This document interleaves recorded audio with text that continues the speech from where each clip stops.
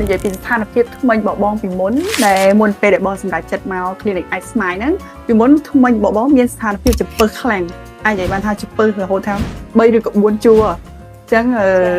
បងក៏សម្រាប់ចិត្តមក clinic I Smile ដើម្បីធ្វើការដាក់ប្រេសឲ្យត្រង់បើចំណាប់អារម្មណ៍របស់បងបន្ទាប់ពីបងធ្វើការពុតថ្មិញហើយគឺបងពេញចិត្តមែនតើដោយសារដូចយើងដឹងស្រាប់ហើយពីមុនថ្មិញរបស់យើងចំពឹសពីវាជួរអញ្ចឹងតែឥឡូវយើងទទួលបានលទ្ធផលមួយគឺថ្មិញយើងត្រង់អញ្ចឹងគឺវាលើសពីការរំពឹករបស់យើងបន្ទាប់ពីបងបានបញ្ចប់ការដាក់ប្រេសហ្នឹងហើយគឺបងមានទំនុកចិត្តខ្លាំងមែនតើចំណាប់អារម្មណ៍របស់បងចំពោះ clinic I Smile ពេញចិត្តចំពោះសេវាកម្មគាត់មែនតើដោយសារលោកគ្រូអ្នកគ្រូគាត់មានជំនាញច្បាស់លាស់ហើយគាត់តែងតែយកចិត្តទុកដាក់ជាមួយនឹងបង